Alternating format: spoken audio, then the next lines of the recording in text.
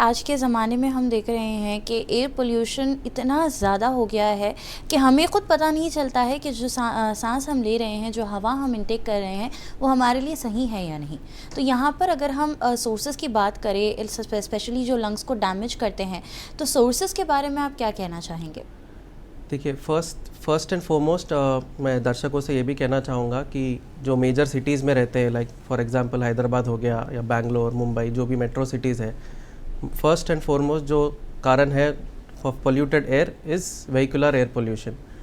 तो we see many of our patients, हमारे patient काफ़ी आते हैं जो ट्रैफिक पुलिस में काम करते हैं जी। और वो लोग आते हैं विद काफ़ी लंग इश्यूज़ के साथ, जो कफ़ हो रहा है, महीनों महीनों से कफ़ हो रहा है, जा नहीं रहा है, सांस लेने में तकलीफ़ या विस्लिंग जैसा साउंड आ रहा है। तो विच इज़ वेरी कॉमन, क्योंकि वो लोग काफ़ी एक्सपोज होते हैं व्हीकुलर ट्रैफिक को, तो they are much more affected. So that is one common source which we see in metro cities.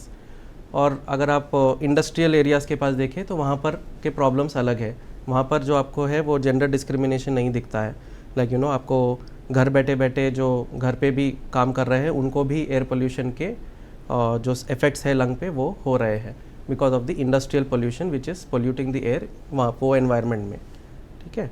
और एक चीज़ क्या है जो हमारे देश में काफ़ी कॉमन है और जो पहले प्रथा थी गाँवों में कि जब गैस का वो सब नहीं होता था तो ये लोग बनाते थे खाना वो एक मेटल पाइप को फूंक फूंक कर।